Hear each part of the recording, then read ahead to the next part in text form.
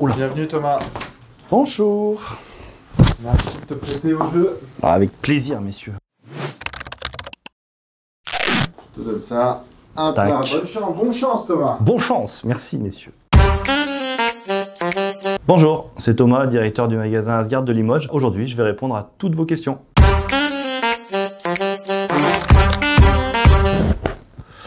Première question, quel poêle à bois choisir? Déjà, pourquoi partir sur du bois? Ça pose beaucoup de questions. Le type de chauffe qu'on veut avoir chez soi, en termes de moyens complémentaires de chauffage par rapport à ce que l'on va avoir d'existant à la maison. Qu'est-ce qu'on va chercher aussi à amener en termes de chaleur à la maison? Il y a le côté esthétique, la beauté de la flamme, aussi question écologique aussi, amener une petite empreinte carbone qui est différente par rapport à ce type de choix. Allez, question suivante.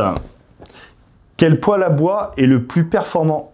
Forcément, ils sont tous performants. Les fournisseurs avec qui on travaille depuis de nombreuses années en tant que partenaire historique, on travaille sur de la performance, d'avoir des poêles qui ont une pérennité sur le temps, une performance qui va être liée à quel poêle je vais avoir, quel dimensionnement par rapport à ma maison, qu'est-ce que je vais vouloir comme chauffer comme volume par rapport au poêle, pas quelque chose qui surchauffe, pas quelque chose qui sous-chauffe. On distribue des marques et les mêmes marques depuis de nombreuses années et on travaille sur cette performance. C'est des marques scandinaves qui ont l'habitude de la performance. Les labels qu'on a, nous, en France et dans ces pays-là, sont très exigeants. Allez, autre question.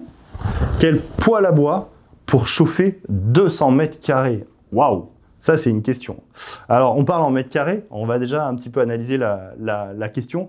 On parle en mètres carrés. Qu'est-ce que ça veut dire des mètres carrés? Je pense qu'à l'heure actuelle, il faut savoir aussi évoluer sur cette notion-là. On ne chauffe pas des mètres carrés, mais on chauffe des mètres cubes. C'est une notion qui est prendre en compte 200 mètres carrés sur 6 mètres de déplafonné.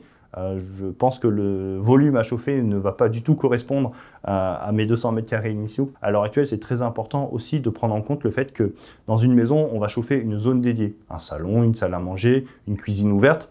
La zone de vie, on va appeler. Ces 200 mètres carrés, bien sûr qu'on a les poêles qui vont pouvoir aller les chauffer, qui vont pouvoir rendre ce côté homogène, et notamment au travers des différentes technologies qu'on va pouvoir avoir aussi, avec des appareils qui vont créer de la convection naturelle, des pierres avec de l'inertie aussi, qui vont nous permettre de garder cette chaleur un petit peu plus longtemps.